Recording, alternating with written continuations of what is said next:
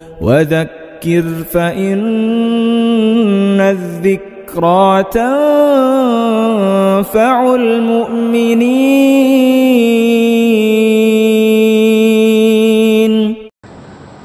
الحمد لله وكفى وسلام على عباده الذين اصطفى. أما بعد، عن عقبة بن عامر رضي الله تعالى عنه قال: قلت يا رسول الله ما النجاة؟ قال: أملك عليك لسانك وليسعك بيتك وابك على خطيئتك، أو كما قال رسول الله صلى الله عليه وسلم. رواه الترمذی.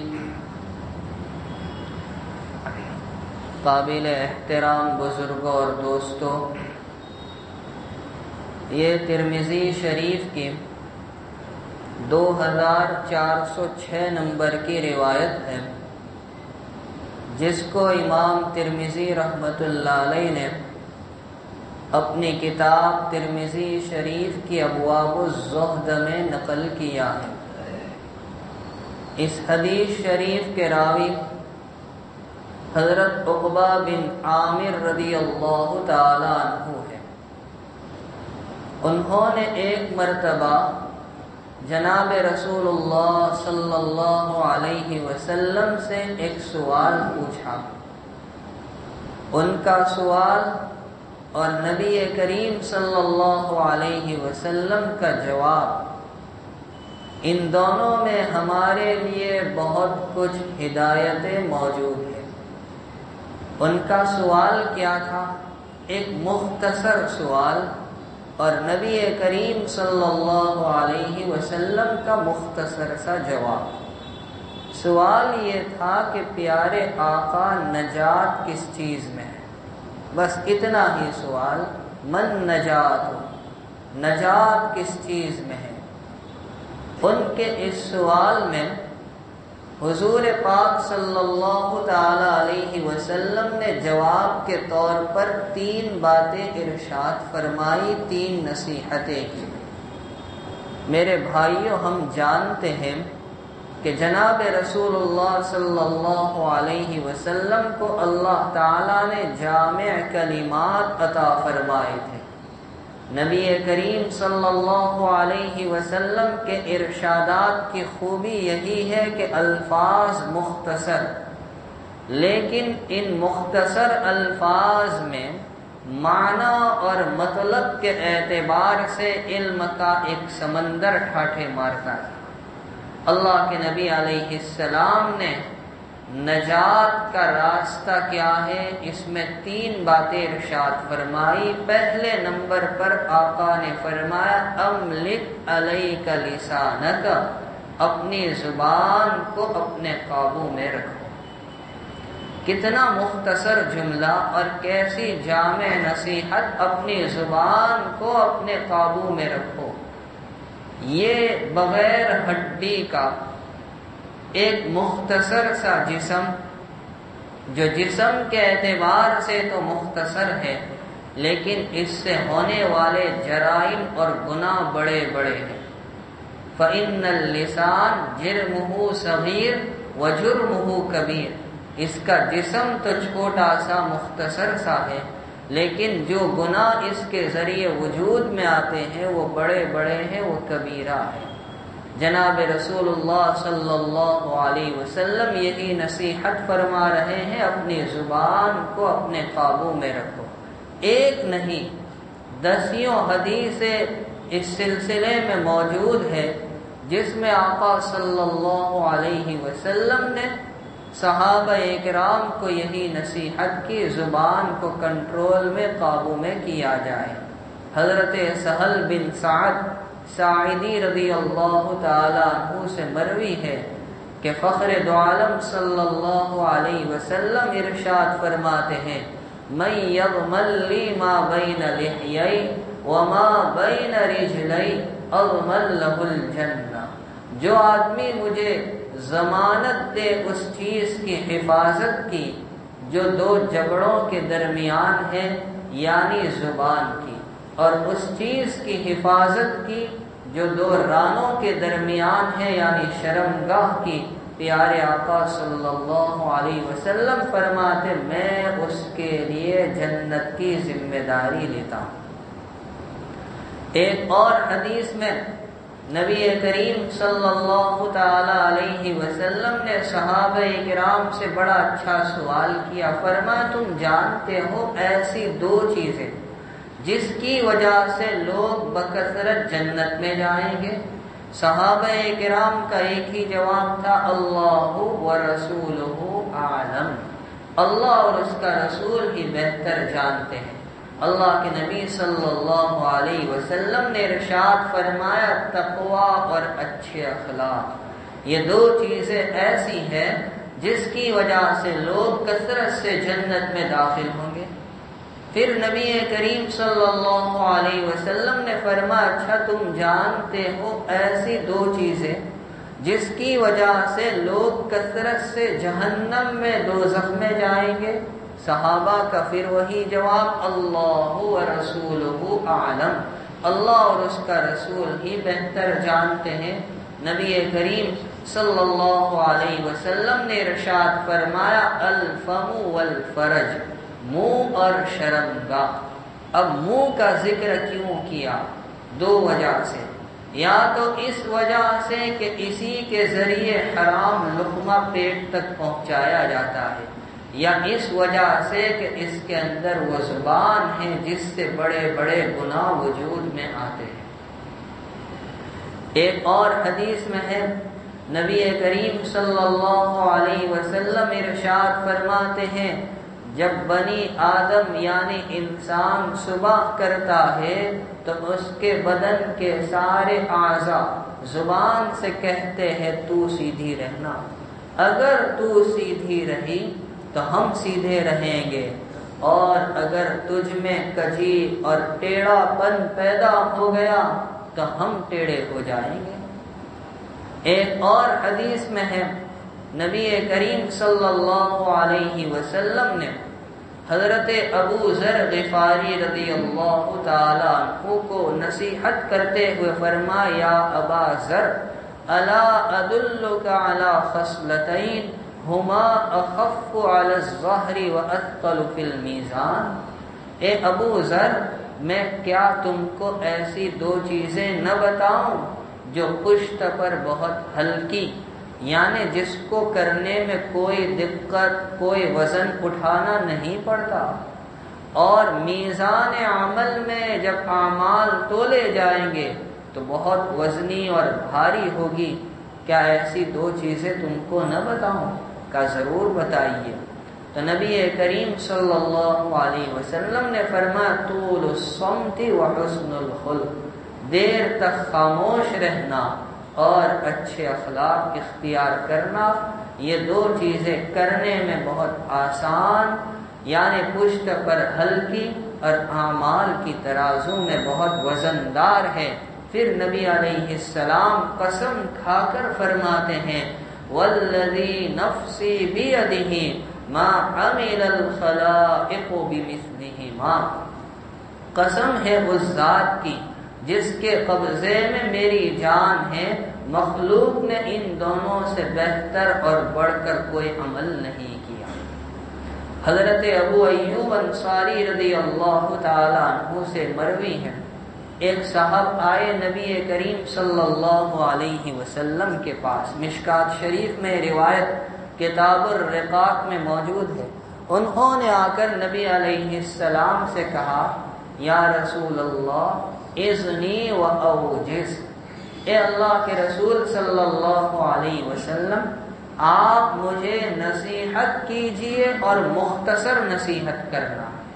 دیکھیے کیسی عجیب بات کر رہے کہ ایک طرف درخواست کر رہے کہ نصیحت تو کیجئے لیکن مختصر کرنا، لمبی چوڑی نصیحت نہ ہو۔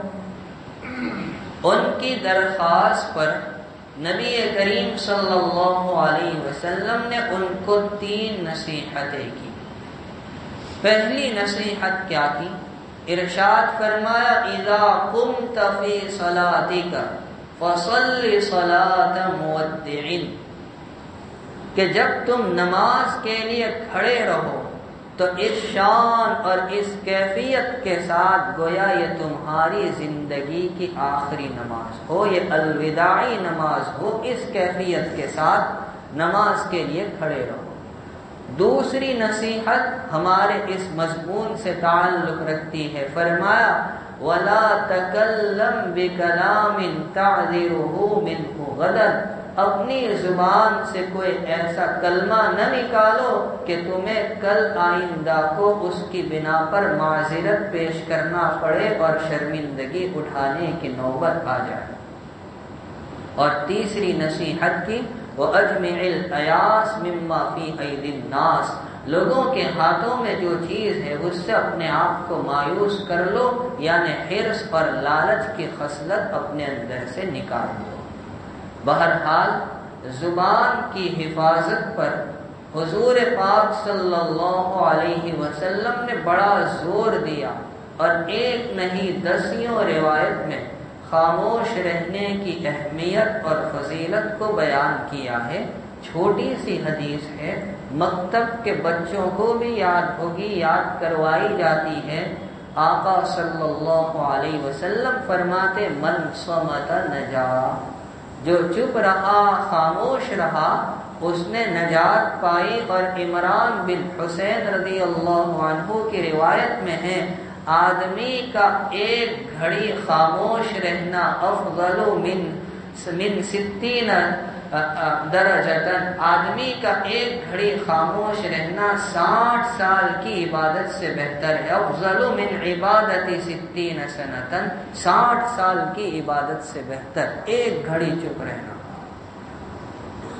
حضرت مولانا منظور نعمانی صاحب رحمۃ اللہ علیہ نے بہت پتے کی بات بیان کی، فرمایا کہ اگر بولنے میں، کلام کرنے میں خوبی ہوتی تو سب سے زیادہ کلام کرنے والی شخصیت جناب رسول اللہ صلی اللہ علیہ وسلم کی ہوتی، لیکن نبی کریم صلی اللہ علیہ وسلم کی مجلسوں کا جو حال کتب احادیث میں بیان کیا، وہ کیا بیان کیا گیا ہے؟ وہ یہی بیان کیا ہے کہ بسا اوقات سکوت اور خاموشی کی مجلس، حضور علیہ السلام بھی خاموش، صحابہ کرام بھی خاموش، اور اتنی خاموشی کے ساتھ بیٹھے ہوتے گویا ان کے سروں پر پرندے ہو۔ تو سب سے زیادہ اگر بولنے والے ہوتے، جبکہ بولنے میں اور کلام کرنے میں خوبی ہوتی، تو نبی کریم صلی اللہ علیہ وسلم، کیونکہ قیامت تک آنے والے لوگوں کے لیے میرے اور آپ کے آقا جناب رسول اللہ صلی اللہ علیہ وسلم کی زندگی کو اسوہ اور نمونہ بنایا گیا، ہماری اور آپ کی زندگی کو اسوہ اور نمونہ نہیں بنایا، نبی علیہ السلام کی زندگی کو اسوہ اور نمونہ بنایا۔ تو قیامت تک کے لوگوں کی ہدایت اور رہبری اور اس سلسلے میں کتنی نصیحتیں ہونی چاہیے، سب سے زیادہ بولنے والے سرور دو عالم صلی اللہ علیہ وسلم ہونے چاہیے تھے۔ پھر بھی آقا کی شان یہ تھی کہ آپ خود بھی خاموش رہتے، صحابہ کرام بھی خاموش رہا کرتے تھے۔ امام غزالی رحمۃ اللہ علیہ نے ایک بہت اچھی بات بیان کی ہے، اور اس مثال سے آپ کو بات سمجھ میں آئے گی۔ فرمایا انسان جو کلام کرتا ہے 4 طرح کا ہوتا ہے، 4 کے علاوہ 5ویں کوئی شکل نہیں ہو سکتی۔ نمبر 1 ایسا کلام جس میں فائدہ ہی فائدہ ہو، کوئی نقصان نہ ہو۔ نمبر 2 ایسا کلام جس میں نقصان ہی نقصان ہو، کوئی فائدہ نہ ہو۔ نمبر 3 ایسا کلام جس میں فائدہ بھی ہو نقصان بھی ہو، دونوں ہو۔ اور نمبر 4 ایسا کلام جس میں نہ فائدہ ہو نہ نقصان، کچھ بھی نہیں۔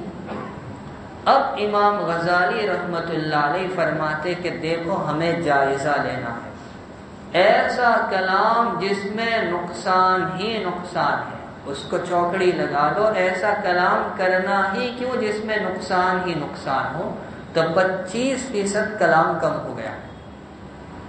اب لیجیے ایسا کلام جس میں فائدہ بھی ہے نقصان بھی ہے، تو یہ دیکھو فائدہ کم نقصان زیادہ یا نقصان کم فائدہ زیادہ۔ اگر فائدہ کم ہے نقصان زیادہ ہے اس کو بھی چوکڑی لگا دو۔ ایسا کلام کیوں کرنا جس میں فائدہ کم ہو نقصان زیادہ ہو، اور 25% کلام کم ہو گیا۔ اب لیجیے ایسا کلام جس میں نہ فائدہ ہو نہ نقصان، تو ایسا کلام بھی کیوں کرنا جس میں فائدہ بھی نہ ہو نقصان بھی نہ ہو، اس کو بھی چوکڑی لگا دو، اور 25% کلام کم ہو گیا۔ اب بچا 25% جس میں فائدہ ہو۔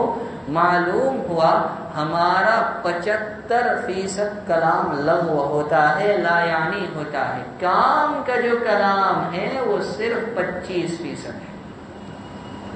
امام ابو داؤد رحمت اللہ علیہ نے ابو داؤد شریف کے مقدمے میں یہ بات لکھی ہے کہ میں نے سرور کائنات صلی اللہ علیہ وسلم کی 5 لاکھ حدیثوں کو زبانی یاد کیا۔ یہ بات انہوں نے ابو داؤد شریف کے مقدمے میں لکھی ہے، اور اس زمانے میں اللہ نے حافظے بھی ویسے دیے تھے، اور اس میں سے کچھ احادیث کو منتخب کر کے کتاب لکھی ابو داؤد شریف، اور ان میں سے 4 حدیثوں کو انہوں نے لیا کہ یہ 4 حدیثیں ایسی ہیں جس پر کوئی عمل کر لے تو اس کا دین دنیا دونوں سنور جائے۔ ابھی اس وقت موقع نہیں وہ 4 حدیثیں کون سی ہے میں بتاؤں، لیکن ایک حدیث اس میں یہ بھی ہے، حضرت ابو ہریرہ رضی اللہ تعالی عنہ نبی کریم صلی اللہ علیہ وسلم کا ارشاد نقل کرتے ہیں، من حسن اسلام المرء ترکہ ما لا یعنی، انسان کی اسلام کی خوبیوں میں سے ہے کہ وہ لا یعنی کو چھوڑ دے۔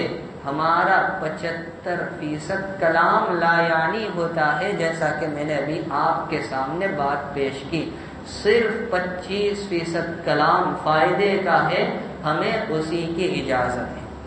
ایک شہزادہ تھا، اس نے کہیں سے خاموشی کے فوائد پڑھ لیے، اب وہ ہما وقت خاموش رہنے لگا، چپ رہنے لگا۔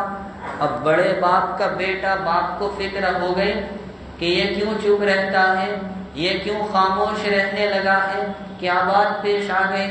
اس کا علاج کرایا لیکن کوئی فائدہ نہیں، وہ تو ہر وقت چپ رہتا ہے، خاموش رہتا ہے۔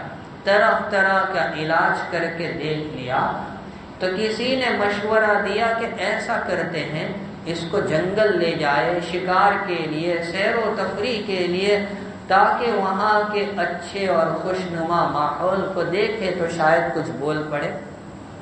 اب جنگل لے گئے، بادشاہ بھی ہے، وزراء بھی ہے، شکاری بھی ہے۔ کسی درخت سے ایک پرندے کے بولنے کی آواز آئی تو کسی شکاری نے اس پر تیر چلایا اور فوراً وہ پرندہ زخمی ہو کر نیچے گرا۔ تو یہ شہزادہ جو ہمیشہ خاموش رہتا تھا، اس کی زبان سے اتنا نکلا کہ اور بول۔ اب اس کا باپ بھی سمجھ گیا اور دوسرے لوگ بھی سمجھ گئے کہ اس کو کوئی بیماری نہیں ہے، یہ ڈھونگ کر رہا ہے، اس کی پٹائی کی۔ کافی پٹائی ہونے کے بعد اس نے کہا میں نے تو صرف اتنا کہا تھا اور بول، اس پر میرا یہ انجام ہوا، تو جو ہما وقت بولتے ہی رہتے ہیں ان کا کیا انجام ہوگا۔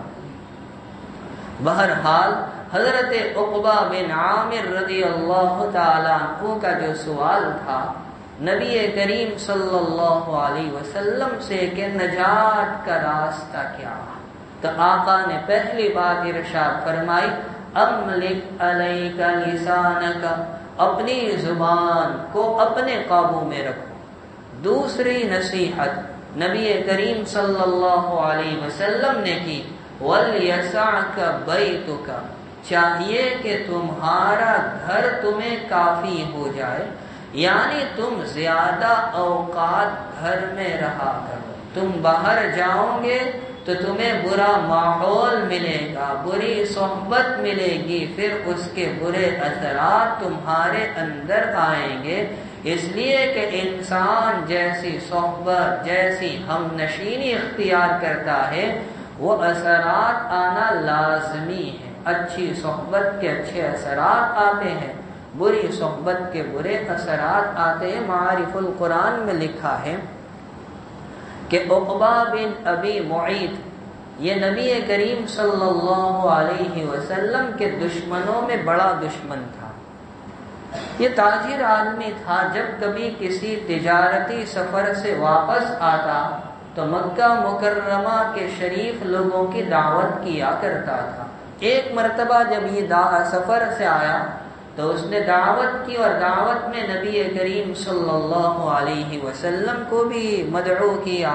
تو آقا نے فرمایا کہ جب تک تو مسلمان نہیں ہوگا میں تیری دعوت قبول نہیں کروں گا۔ اب وہ مسلمان ہو گیا، کیونکہ اگر حضور علیہ السلام اس کی دعوت میں نہیں آتے تو ناک کٹ جائے گی۔ دعوت قبول کر لی، نبی کریم صلی اللہ علیہ وسلم اس کے یہاں تشریف لے گئے۔ اب اس کا ایک دوست تھا، چور کا بھائی، گھنٹی چور، ابی بن خلف، نام سنا ہوگا آپ نے۔ اس کو پتا چلا کہ عقبہ مسلمان ہو گیا، عقبہ بن ابی معیط وہ مسلمان ہو گیا، تو آ کر کا دیکھ تیری میری دوستی ختم، تیری میری دوستی ختم، جب تک تو محمد عربی صلی اللہ علیہ وسلم کے چہرے پر نہیں تھوکے گا وہاں تک میں تجھ سے دوستی نہیں کروں گا، دوستی کا وعدہ۔ تو ظالم عقبہ نے یہ حرکت کی، کوشش کی۔ یہ بات الگ ہے کہ تھوک پلٹ کر اسی پر آیا۔ میرے بھائیوں، میں چلتے چلتے ایک بات بتا دوں، قبلے کی جانب تھوکنے کی ممانعت آئی ہے تو میرے آقا کی شان تو اور اونچی ہے۔ ابو داؤد شریف کتاب الاطعمہ میں یہ روایت موجود ہے، من تفیل تجاہ القبلہ جاء یوم القیامہ وتفلہ بین عینیہ، کہ جو قبلے کی جانب تھوکے گا اس حال میں قیامت کے دن آئے گا کہ تھوک اس کی دونوں آنکھوں کے درمیان پیشانی پر لگا ہوا ہوگا۔ تو نبی علیہ السلام کی شان تو بہت اونچی۔ اب قرآن کریم نے اس نقشے کو کھینچا کہ دیکھو بری دوستی کا کیا نتیجہ نکلا۔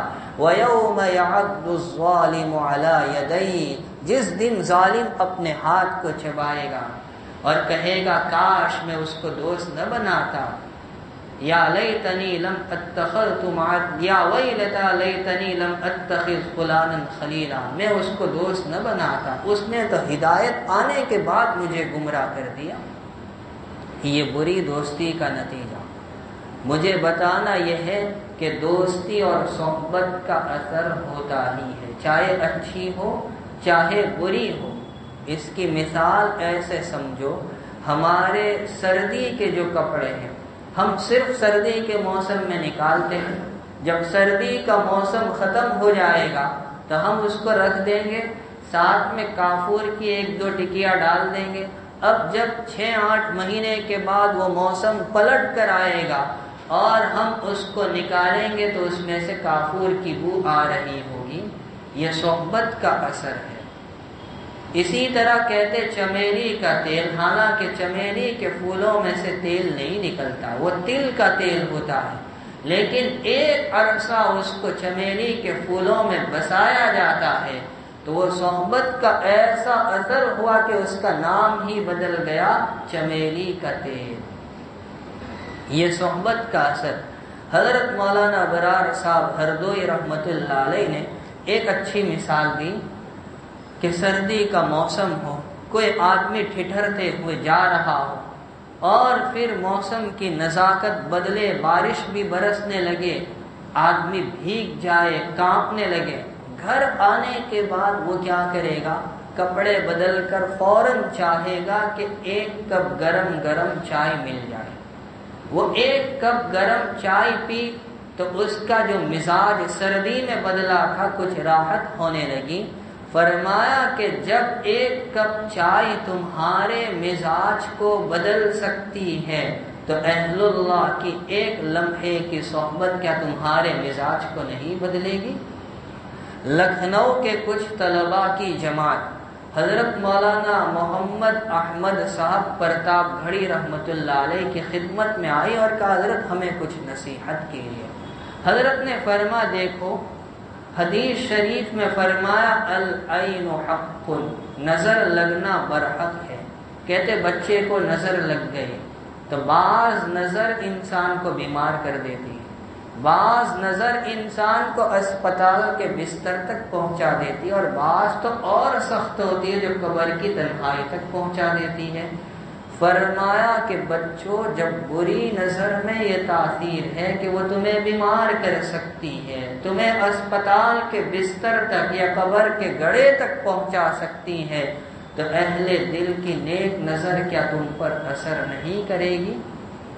نبی کریم صلی اللہ علیہ وسلم یہی تو پیغام دینا چاہتے ہیں کہ زیادہ اوقات گھروں میں رہو، اگر باہر نکلنا ہے تو اچھا ماحول تلاش کر کے، ورنہ جہاں بری صحبت اور بری دوستی کا اندیشہ ہو، تو اگر تمہیں واقعی نجات مطلوب ہے تو زیادہ اوقات گھروں کے اندر رہا کرو۔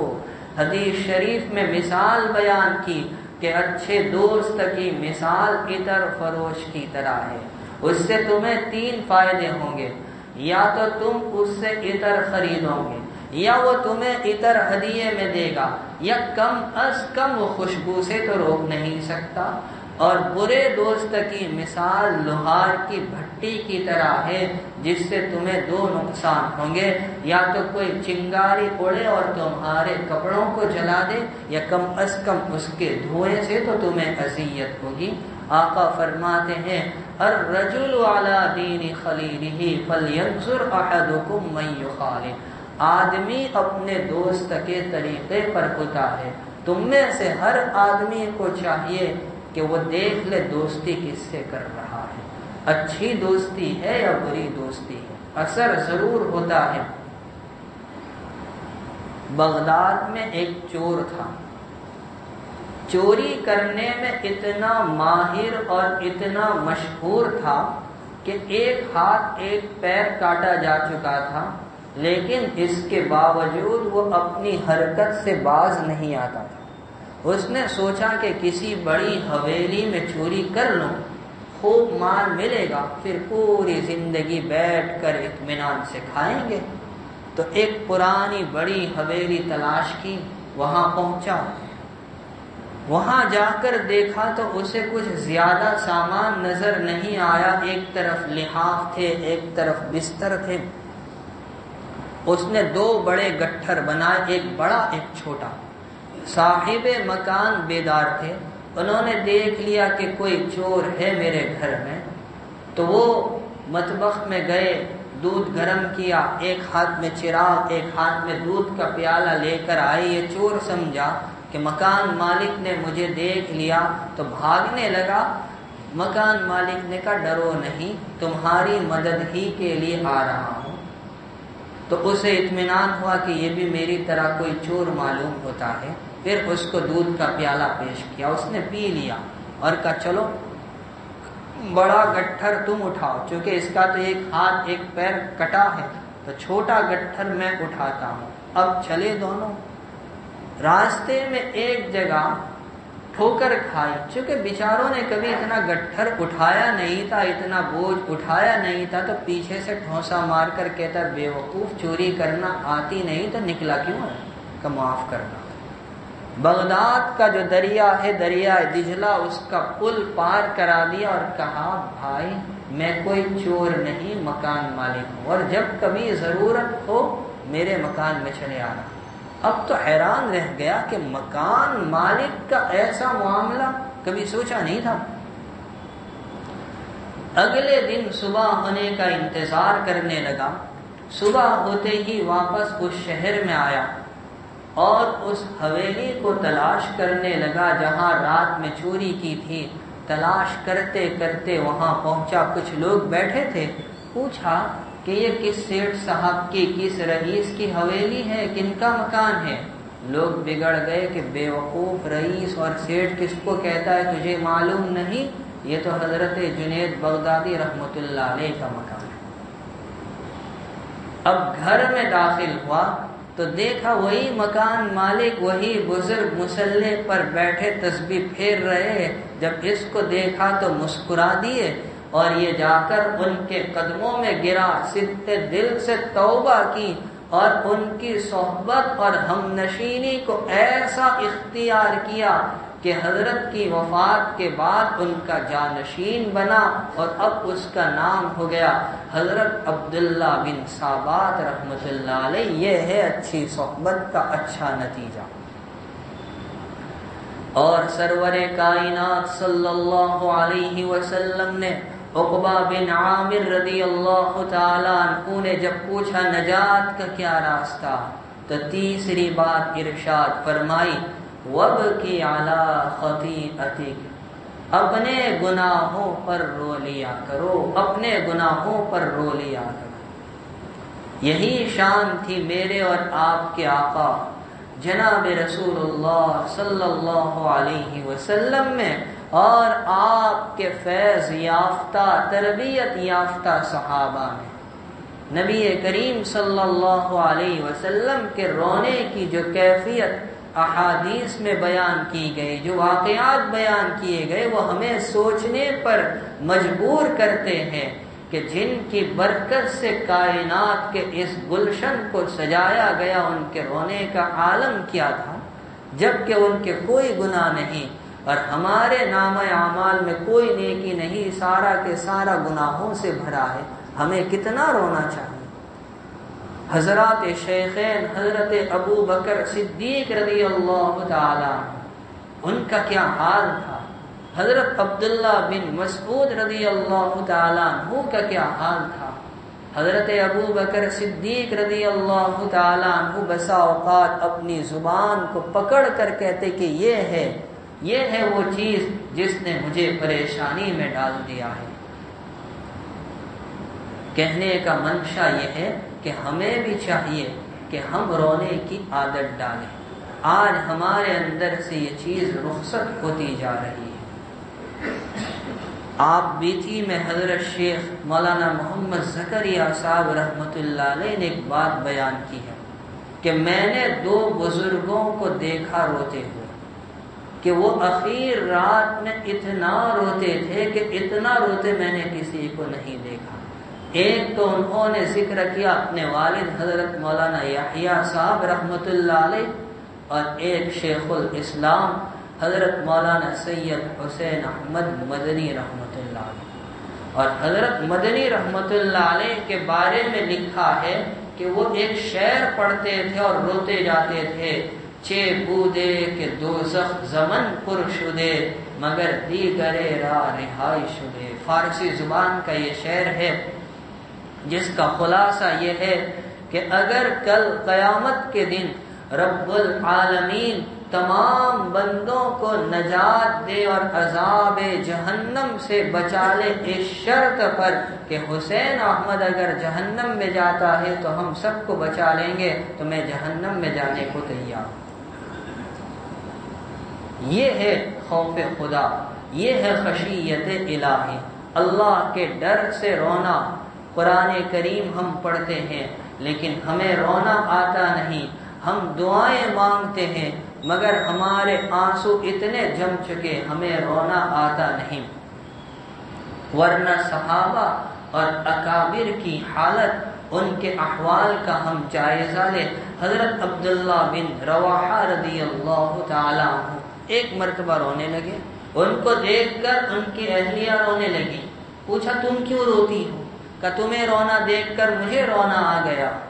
تمہیں رونا دیکھ کر کہ میرے سامنے قرآن کریم کی یہ آیت آئی وَإِن مِّنكُمْ إِلَّا وَارِدُهَا, تم میں سے کوئی ایسا نہیں مگر اس کو جہنم کے اوپر سے ضرور گزرنا ہوگا. تو مجھے رونا آ گیا, پتہ نہیں میں کس حالت میں اس پر سے گزروں گا. حضرت عائشہ صدیقہ رضی اللہ تعالی عنہ ایک آیت پڑھتی جا رہی ہے رات میں اور روتی جا رہی ہے وَبَدَا لَهُم مِّنَ اللَّهِ مَا لَمْ يَكُونُوا يَحْتَسِبُونَ, کہ بندوں کو قیامت کے دن ان کے رب کی جانب سے ایسی باتیں پیش آئیں گی جن کا ان کو گمان نہیں ہوگا۔ اب وہ سوچتے کہ اچھی بات پیش آتی ہے یا بری۔ ایک بزرگ ایک آیت پڑھتے جاتے، ہم بھی روزانہ پڑھتے ہیں، سورہ یاسین کی آیت ہے وَامْتَازُوا الْيَوْمَ أَيُّهَا الْمُجْرِمُونَ، اے مجرموں علیحدہ ہو جاؤ۔ وہ سوچتے ہیں کہ کہیں مجھے مجرمین کی فہرست میں تو ڈال نہ دیا جائے۔ تو نبی کریم صلی اللہ علیہ وسلم نے نجات کا تیسرا راستہ کیا فرمایا؟ اپنے گناہوں پر رونا، اپنے گناہوں پر رونا۔ مولانا روم رحمۃ اللہ علیہ نے ایک واقعہ لکھا ہے، بس اس واقعے کو سنا کر بات ختم کروں۔ ایک بزرگ، انہوں نے بہت سے لوگوں سے قرض لے رکھا تھا، اب ان کے انتقال کا وقت آ گیا۔ جتنے قرض خواہ تھے سب اپنا قرضہ وصول کرنے کے لیے پہنچے، کہ میرے پاس فی الحال کوئی انتظام نہیں، تم لوگ یہاں بیٹھ جاؤ، شاید اللہ کوئی انتظام کر دے۔ وہ سب بیٹھ گئے۔ اتنے میں ایک حلوہ بیچنے والے بچے کی آواز سنائی دی۔